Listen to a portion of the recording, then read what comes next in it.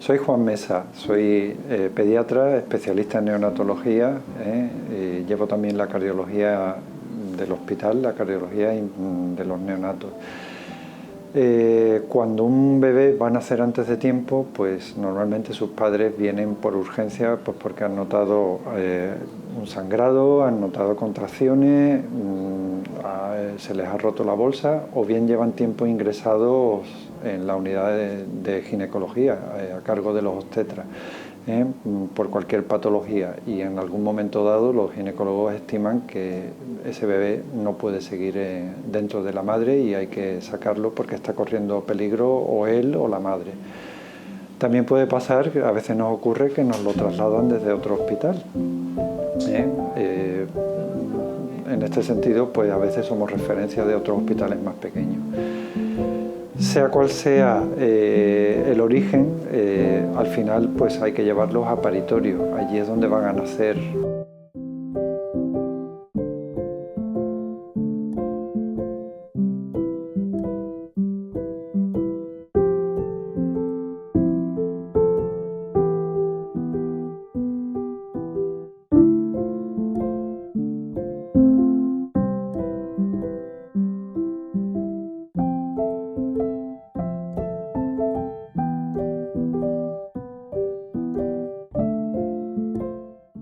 Nosotros como pediatras siempre intentamos primero hablar con la familia y contar un poquito lo que vamos a contar en este vídeo de una forma más resumida, para que entiendan lo que se les viene encima y qué problema y cómo afrontarlo.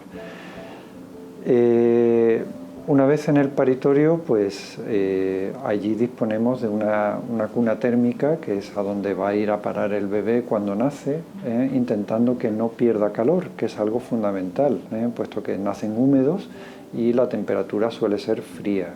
Allí disponemos no solo de la cuna térmica, sino de unas bolsas isotérmicas donde metemos al bebé, y la misión es evitar que pierda temperatura. Pueden nacer de distintas formas, pueden nacer con un deterioro, pueden nacer llorando. Todo esto dependerá de la patología que tenga el bebé, de la edad gestacional, de la maduración que le haya dado tiempo a hacer a los ginecólogos, con medicaciones tan importantes para nosotros como son los corticoides. Esos corticoides permiten que el bebé, sobre todo sus pulmones, maduren y que se puedan enfrentar al nacimiento prematuro con más garantías con bastantes más garantías que si no han podido ser madurados.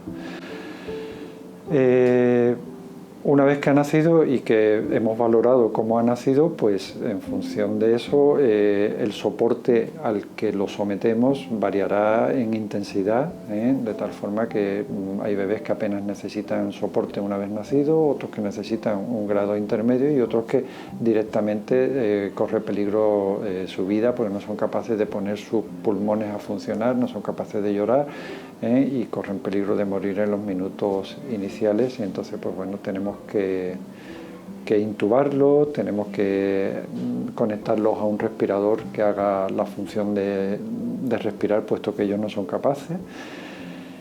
Y sobre todo en el paritorio lo que intentamos es estabilizarlos. Una vez que hemos conseguido esa estabilización, que nos puede llevar más o menos tiempo en función, como he dicho, de cómo han nacido, pues hay que trasladarlos a esta unidad que veis a mis espaldas, y eso intentamos hacerlo en mejores condiciones. Para eso disponemos de una incubadora de transporte. La incubadora de transporte también está dotada de un respirador, también mantiene al bebé calentito y con una adecuada monitorización de sus parámetros vitales más importantes, que en ese momento sobre todo son la frecuencia cardíaca y la saturación de oxígeno. Entonces así es como intentamos llevarlo en las mejores condiciones hasta la unidad. Esta unidad son cuidados intensivos neonatales, por lo tanto contamos con puestos de cuidados intensivos. Aquí son 4 que están muy bien dotados tecnológicamente, con respiradores, con óxido nítrico, con incubadoras de cuidados intensivos, con monitores multiparamétricos. Incluso estamos capacitados para monitorizar la función cerebral con un sistema que se llama NIRS, que mide la saturación de oxígeno en el cerebro o en otros órganos, los que estimemos que necesitamos, y también con un aparato de electroencefalograma integrado por amplitud, que nos aporta muy buena información sobre qué está pasando en ese cerebro en esos primeros días tan críticos de un prematuro. La unidad cuenta con distintas habitaciones. Las del fondo son puestos de cuidados intensivos, que como he dicho son 4. A los lados contamos con tres habitaciones, 3 boxes que llamamos nosotros de aislamiento, en donde metemos a los bebés que sobre todo su patología es infecciosa. Siguiendo hacia acá nos encontramos con boxes ya para bebés cada vez menos graves. El box 3 de cuidados intermedios para aquellos bebés que ya no están críticos, pero que necesitan unos cuidados que tampoco son los de presalida, sino algo, hay que estar más encima de ellos, pero tampoco tanto como los niños de cuidados intensivos. Por último tenemos dos boxes, el box 2 y el box 1, que son los de presalida. Ahí están bebés o bien que de inicio no han sido grandes prematuros y se les puede colocar ahí, puesto que no van a necesitar una atención tan intensiva, o bien son bebés que nacieron muy intensivos, o sea, muy pequeños, y ya superaron estas primeras fases tan críticas que puede durar a veces semanas o incluso algún mes, y que ya están en lo que nosotros cariñosamente llamamos fase de engorde, o sea, están terminando su proceso están adquiriendo el peso, la masa crítica para poder darles el alta, están apurando sus últimas semanas de maduración, y bueno, con sus controles analíticos periódicos, pero ya sin necesidad de cuidados tan intensos como en los cuidados intensivos. Además, estos bebés ya no necesitan incubadora, ya han podido salir de incubadora y por lo tanto ya están más accesibles, ya ellos pueden producir el calor que necesitan para mantenerse calentitos sin que necesitemos que se lo aporte la máquina.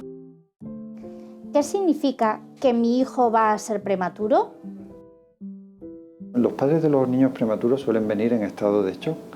Y vienen así pues porque de repente todo su sueño, todas esas ilusiones, todo lo que ellos se habían planificado a largo plazo pues se desmonta en un momento. De repente reciben la noticia de que su hijo va a nacer mucho antes de tiempo. Y entonces en ese momento tú tienes que dar una información, tienes que hablar con los padres y tienes que conseguir que ellos te presten atención, porque son muchas las cosas que pueden pasar cuando naces antes de tiempo y son muchos los problemas que puedes afrontar. Y a la vez le tienes que transmitir la esperanza suficiente y la confianza, que confíen en ti, que confíen en ti y que confíen en todo lo que tú vas a poner a disposición de ese prematuro, para que las cosas nazcan, o sea, salgan como tú quieres que salgan, que es estupendamente. No siempre lo conseguimos, también tengo que decirlo, pero el intento está ahí. Siempre intentamos que todo vaya bien, intentamos que inicialmente los padres confíen en ti. Y respondiendo a la pregunta de qué significa que tu hijo nazca prematuro, pues significa que todo lo va a tener inmaduro, que sus órganos no están preparados para afrontar el nacimiento, para funcionar autónomamente, independientemente de la madre, que lo vas a desconectar y que puede que fallen. Sobre todo lo que falla primero, luego lo veremos, es el pulmón, que es lo primero que se necesita es respirar. Entonces eso es lo primero que nos va a dar problemas. Entonces es una sucesión de problemas a las que tenemos que dar respuesta. Entonces nosotros a veces hacemos como de fontaneros, vamos poniendo el parche donde sale la gotera y estamos pendientes de esas goteras. Entonces nacer prematuro yo lo resumiría en que va a nacer con todo inmaduro, con todo sin acabar de estar preparado para funcionar. ¿Por qué mi hijo ha nacido prematuro? Hay varias causas de por qué un bebé nace antes de tiempo. Si tuviéramos que decir cuál es la principal, serían infecciones. Una infección de orina, una infección, lo que se llama una corionionitis, que todo el saco donde está metido el bebé pues sufre una infección. Esa sería la causa número 1, pero claro, hay otras causas de prematuridad. A veces es un problema materno, por ejemplo, algo que se llama preeclampsia, que es una hipertensión acompañada de una proteinuria en la madre, o sea que aparecen proteínas en la orina, y a veces eso tiene una intensidad tal que corre riesgo la madre y corre riesgo el bebé. Entonces, los ginecólogos se ven obligados por ese problema y por otros parecidos de la madre a sacar al bebé. Otras veces hay que sacar al bebé antes de tiempo simplemente porque son gemelos que viven en la misma bolsa, y los cordones, por ejemplo, corren un riesgo de enredarse el uno con el otro y producir la muerte de ambos bebés. Entonces eso a veces provoca que los ginecólogos tengan que adelantar el parto. También puede ser porque la placenta no esté funcionando bien, esa placenta no está sirviendo para lo que sirve, que es para suministrar oxígeno y nutrientes al feto. Entonces el bebé no está desarrollándose como debiera. Y otras veces las causas son del propio feto. Hay enfermedades que te hacen pensar que la vida del bebé está peligrando y obligas a sacar al bebé antes de tiempo. Pero vuelvo a resumir que quizás no, la causa principal son las infecciones. ¿Cuánto tiempo va a estar ingresado? El bebé estará ingresado un tiempo que va a variar en función sobre todo yo diría, de dos factores. Uno, cuán prematuro es el bebé, cuánto antes de las 40 semanas, que es el momento idóneo para nacer, cuánto antes de esas 40 semanas ha nacido el bebé. Y dos, la presencia de complicaciones y la duración de esas complicaciones. Hay bebés que se complican mucho y que eso retrasa luego el alta, evidentemente. Si todo va bien, un bebé lo daremos de alta cuando tenga un peso de en torno a 2 kilos, 2 kilos 100, y no antes de las 35 semanas, mínimo 35 semanas. ¿Vale? Normalmente cuando han sido muy prematuros necesitamos más tiempo, porque a lo mejor estamos intentando resolver las últimas complicaciones, intentando quitarle el oxígeno, que los grandes prematuros con mucha facilidad llegan al alta necesitando ese oxígeno, y entonces intentamos ver si le podemos quitar el oxígeno, intentamos ver que han solucionado problemas anteriores como pausas de apnea, infecciones, etc. Y ya le digo, pero como mínimo eso, 2 kilos, 2 kilos 100 y 35 semanas de maduración. ¿Cómo afectan a los prematuros la luz del día y los sonidos? Para entender esto, yo les haría pensar en cómo vive ese bebé si no nace antes de tiempo. Vive en un ambiente en el que los sonidos están amortiguados, y la luz también, o sea, ellos viven dentro del útero, entonces allí no reciben una gran cantidad de luz, viven en una penumbra habitualmente y viven con una amortiguación de los ruidos. Entonces les afecta muchísimo, les afecta muchísimo. Hay muchos estudios desde hace mucho tiempo en el que se ha visto que para su desarrollo neurológico no es bueno estar sometiéndolo a una cantidad de luz y de ruidos desproporcionada, no adecuada, no de acuerdo a lo que ellos estarían expuestos si siguieran en el útero materno.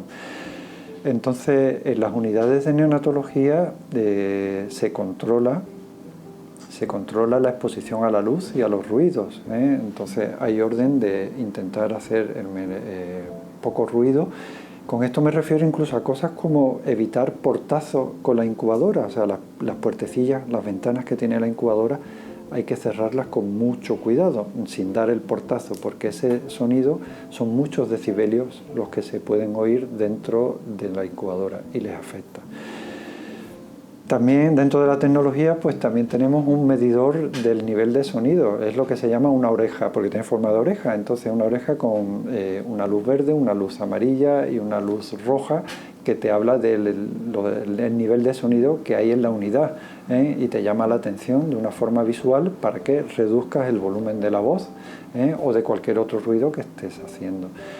Y en cuanto a la luz las incubadoras las recubrimos de unas mantas para que dentro de esa incubadora haya una penumbra, algo parecido a cómo estaría el bebé si siguiera en el útero de la madre. ¿Me oye mi bebé cuando le hablo? Sí, perfectamente. El oído está desarrollado al nacer. Esto enlaza con la pregunta anterior, o sea, igual que es muy importante evitarle un exceso de exposición a ruidos, sí que es importante hablarle al bebé, tanto si ha nacido como si no. Si no ha nacido, es importante hablarle y que vaya reconociendo el tono de voz de la madre y del padre. Y una vez nacido, también es importante que mamá y papá, cuando estén con el bebé, sobre todo cuando lo tengan encima y estén haciendo canguro, les hable, porque el bebé puede oír perfectamente, el oído está desarrollado. ¿Qué problemas médicos suelen tener los bebés prematuros?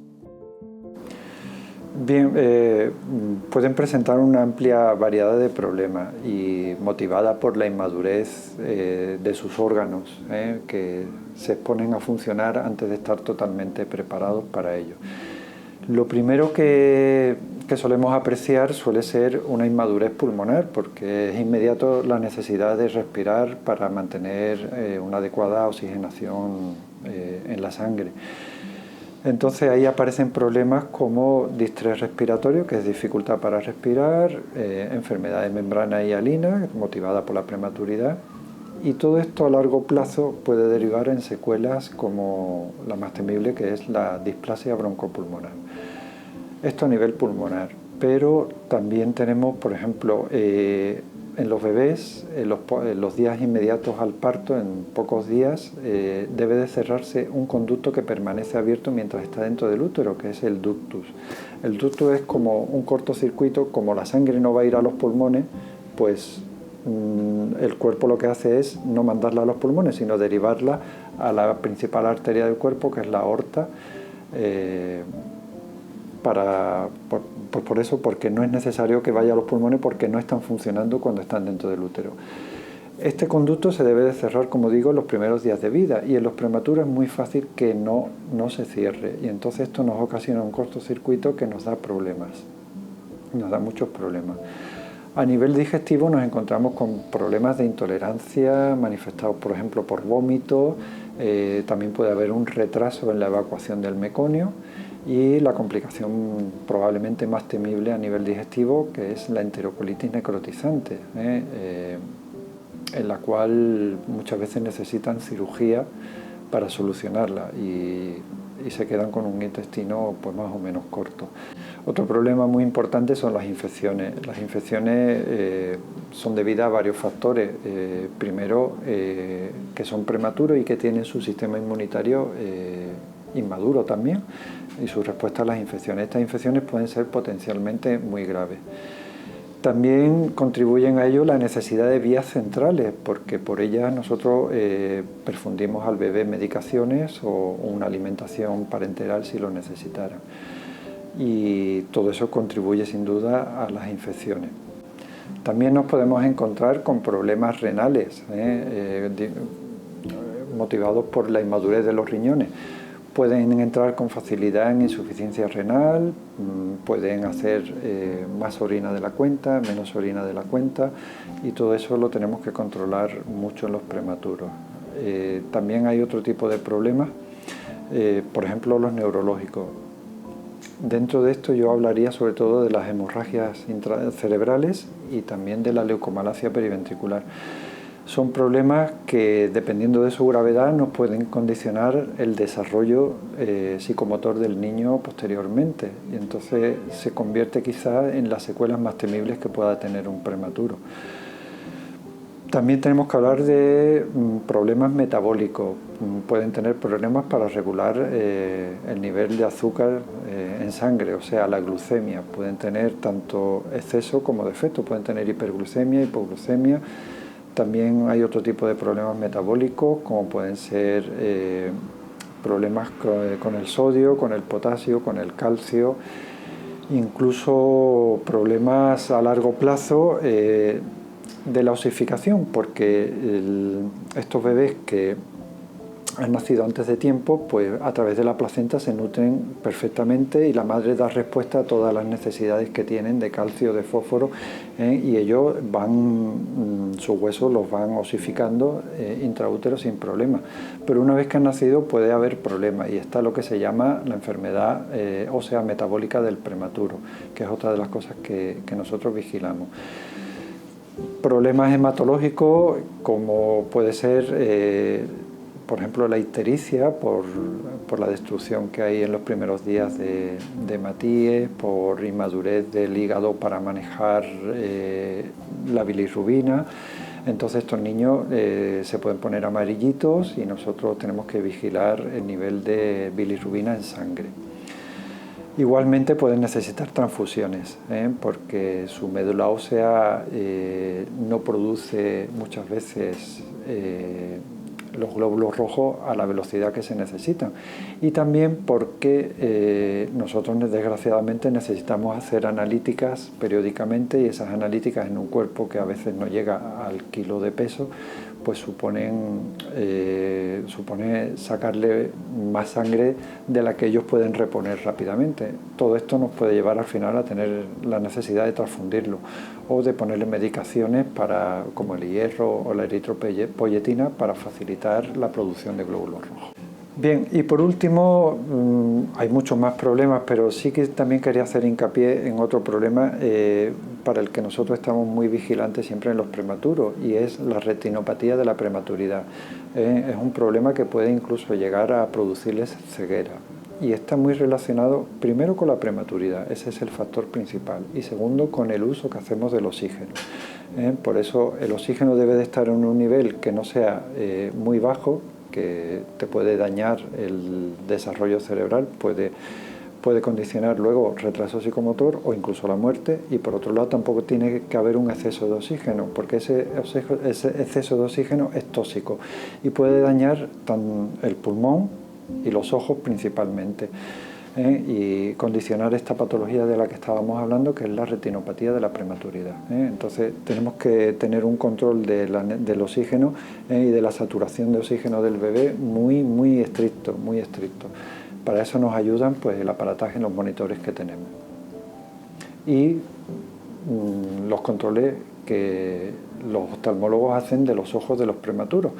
Son unos controles que están perfectamente pautados y estipulados, y cada varias semanas, cada 2 o 3 semanas, ellos se asoman al fondo de ojos para ver si hay algún daño.